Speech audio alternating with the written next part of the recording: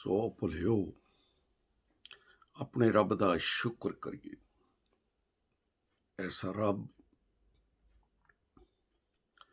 ਜਿਹੜਾ ਬੋਲਦਾ ਏ, ਗੱਲਾਂ ਕਰਦਾ ਏ ਤੇ ਜਿਹਦੀਆਂ ਗੱਲਾਂ ਦੇ ਬਾਰੇ ਖੁਦਾ ਦਾ ਬੰਦਾ ਦਾਊਦ ਕਹਿੰਦਾ ਏ, ਮੈਂ ਗੱਲ ਖੁਦਾ ਦੀ ਸੁਣਾਂਗਾ,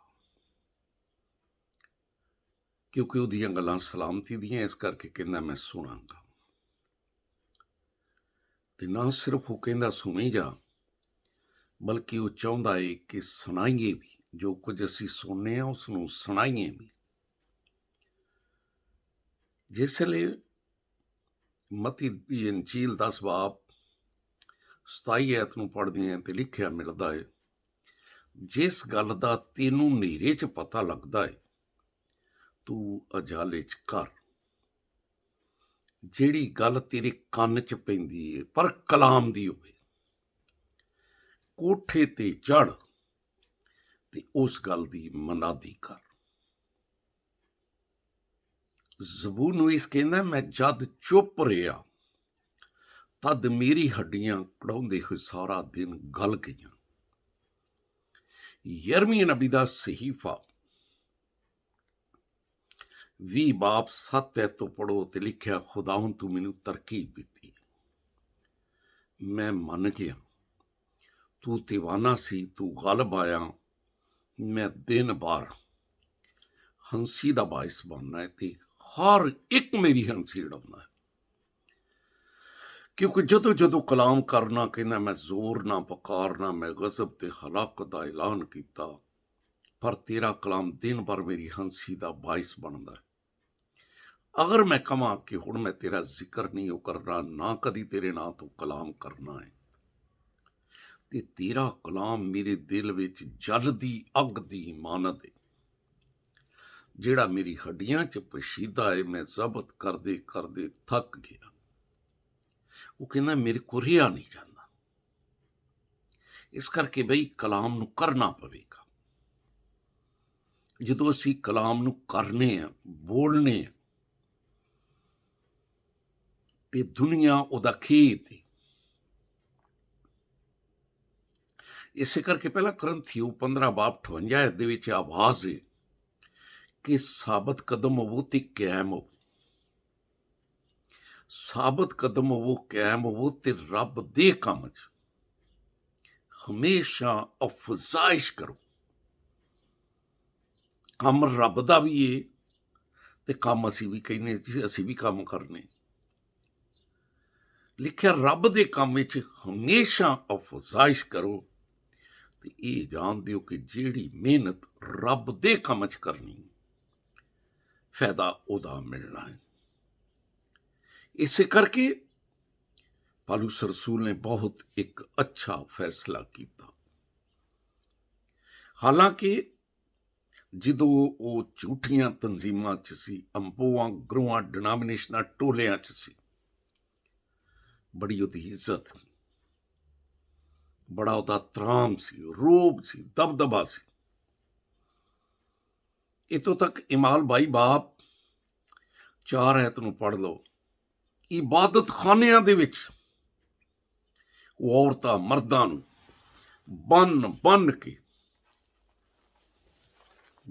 ਬੰਨ ਕੇ ਲੈ ਜਾਂਦਾ ਸੀ, ਬਲਕਿ ਕੁੱਟ ਮਾਰ ਕਰਵਾਉਂਦਾ ਸੀ। ਰਸੂਲਾਂ ਦੀ ਇਮਾਲ ਜਿਸ ਵੇਲੇ ਅਸੀਂ 22 ਬਾਬ ਤੇ ਉਹਦੀ 4 ਐਤ ਤੋਂ ਪੜ੍ਹਨੇ, ਲਿਖਿਆ, ਮਰਦਾਂ ਤੇ ਔਰਤਾਂ ਨੂੰ ਬੰਨ ਕੇ ਕੈਦਖਾਨਾ ਦੇ ਵਿੱਚ ਡਾਲ ਕੇ ਮਸੀਹੀ ਤਰੀਕ ਵਾਲਿਆਂ ਨੂੰ ਇੱਥੋਂ ਤੱਕ ਸਤਾਉਂਦਾ ਸੀ ਕਿ ਮਾਰ ਵੀ ਦਿੰਦਾ ਸੀ। ਤੇ ਫਿਰ 19 ਐਤ ਨੂੰ ਪੜ੍ਹ ਲਓ। ਇਬਾਦਤ ਖਾਨਿਆਂ 'ਚ ਜਾ ਕੇ ਕੁੱਟਮਾਰ ਕਰਦਾ ਸੀ ਤੇ ਬੜੀ ਇੱਜ਼ਤ ਦੀ ਨਿਗਾਹ ਨਾਲ ਵੇਖਿਆ ਜਾਂਦਾ ਸੀ। ਗਲਤੀਓਂ ਪਹਿਲਾ ਬਾਪ ਜਿਸ ਵੇਲੇ 7 ਐਤ ਨੂੰ ਪੜ੍ਹਦੇ ਹਾਂ, तो फिर इकरार करता है, मगर दूसरे नहीं, अलबत्ता बाज ऐसे हैं जो तुम्हें घबरा देते हैं और मसीह की खुशखबरी को बगाड़ना चाहते हैं। फिर उन्हें आख्या, अगर असी होइए या आसमान का फरिश्ता भी होवे, बस इस खुशखबरी तो इलावा जिहड़ी कहना कलाम दी है होर कोई गल करेगा तो मलाउन होना। तो 9 दे विच फिर उन्हें आख्या, जिस तरह मैं पहले कह चुकिया, दोबारा कहना मैं फिर कहना है कि इस खुशखबरी तो इलावा जिहड़ी कलाम की गल है कोई होर कोई गल करेगा तो वह मलाउन होना। मलाउन होगा। तो 10 चो ने आख्या, एक बन्ने रब आ, एक बन्ने टोले ने। कहना मैं रब की दोस्ती कबूल कर लीए, मैं मसीह का बंदा बन गया।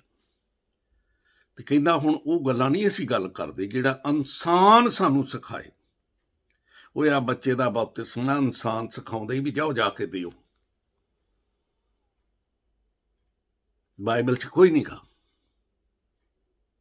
कहंदा असीं हुण वो गल नहीं करदे जिहड़ा इंसान सानू सिखाए, बल्कि असीं वो गल करने आ जिहड़ी खुदा सानू कवे, खुदा सानू कवे। तो यहूदी तरीक विच कहंदा मेरा चाल चलन तुसीं जान चुके हो कि इन्ना अच्छा, मेरी तो इज्जत एहतराम ही उत्थे बड़ा सी।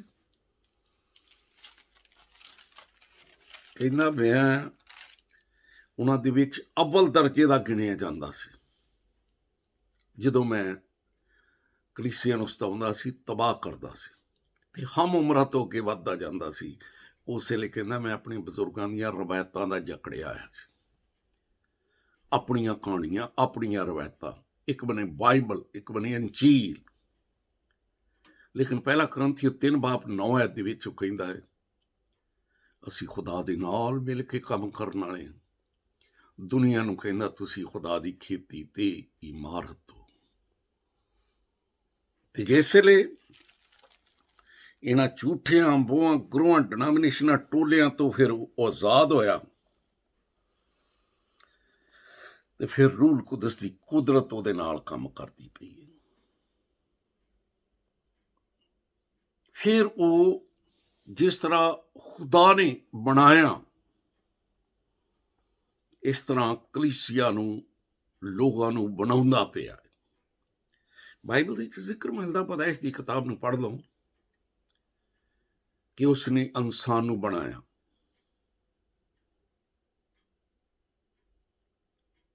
पहला करंथियो 9 नूं पढ़ के वेख लो, कहंदा क्या मैं आजाद नहीं, क्या मैं यस्सू नूं नहीं वेख्या, क्या मैं आजाद नहीं ते क्या मैं यस्सू नूं नहीं वेख्या जिहड़ा साडा खुदावंद है। ते क्या खुदावंद दे विच कहंदा तुसीं मेरे बनाए हुए नहीं। करंथस दे लोगां नूं कहंदा क्या खुदावंद दे विच तुसीं मेरे बनाए हुए नहीं। अगर मैं होरां लई रसूल नहीं ते बेशक तुहाडे लई ते हैगा ना, क्योंकि तुसीं खुद मेरी रसालत उत्ते मोहर हो। ते आओ अज कलाम नूं अरसाल कर लईए। अज दुनिया दे विच, क्योंकि पहला जिसले असीं इमाल 13:47 नूं पढ़दे हां, पौलुस रसूल कहंदा उसने सानू दुनिया विच नूर मुकर्रर कर दिता है, ताकि साडे वसीले जमीन के किनारे तक निजात का काम हो। सो अज वेला भाई वसीला बन गई, पर उदों बनणगे जिसले झूठियां तंजीमां तो, झूठे अंबोआं गुरुआं डिनोमिनेशनां टोलियां तो किनारा करांगे। क्योंकि रोमियो 16:17 लिखा है, मगर दूसरी नहीं।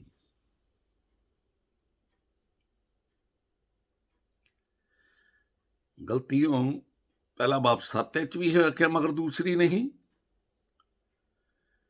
ते रोमियो 16:17 भी इहो गल नूं धराया गया कि अगर कोई बंदा इस खुशखबरी तो बाहर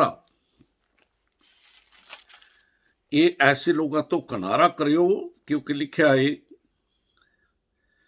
ਭਰਾਵੋ ਮੈਂ ਤੁਹਾਡੇ ਗਿਲ ਤਮਾਸ ਤਰਲੇ ਕੱਢਦਾ ਪਿਆ। ਜਿਹੜੇ ਲੋਕ ਇਸ ਤਾਲੀਮ ਦੇ ਬਰਖਲਾਫ, ਕਿਹੜੀ ਤਾਲੀਮ?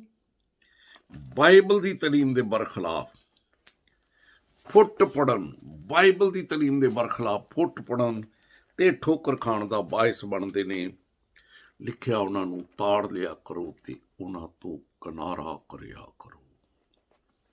ਉਹਨਾਂ ਨੂੰ ਤਾੜ ਲਿਆ ਕਰੋ ਤੇ ਉਹਨਾਂ ਤੋਂ ਕਿਨਾਰਾ। ਇਸ ਤਰ੍ਹਾਂ ਦੇ ਲੋਕ, ਉਹਨੇ ਆਖਿਆ, ਸਾਡੇ ਖੁਦਾਮ ਯਿਸੂ ਮਸੀਹ ਦੀ ਨਹੀਂ ਬਲਕਿ ਪੇਟ ਦੀ ਖਿਦਮਤ ਕਰਦੇ ਨੇ ਤੇ ਚਿਕਨੀ ਚੁਪੜੀ ਗੱਲਾਂ ਦੇ ਨਾਲ ਸਾਦਾ ਦਿਲਾਂ ਨੂੰ ਬਹਕਾਉਂਦੇ ਪਏ ਨੇ। ਲੇਕਿਨ ਅਮਸਾਲ 8:5 ਚ ਲਿਖਿਆ, ਸਾਦਾ ਦਿਲ ਹੁਸ਼ਿਆਰੀ ਸਿੱਖੋ, ਐਮ ਖੁਦ ਨਾ ਬਣੋ। ਤੇ ਅਮਸਾਲ 15:24 ਚ ਲਿਖਿਆ, ਦਨਾ ਵਾਲੀ ਜ਼ਿੰਦਗੀ ਦੀ ਰਾਹ ਫਿਰ ਉੱਤੇ ਨੂੰ ਚਲੇ ਜਾਏਗੀ ਤਾਂ ਕਿ ਪਤਾਲ ਚ ਉਤਰਨ ਤੋਂ ਬਚ ਜਾਏ। ਆਓ ਦਨਾ ਬਣੀਏ,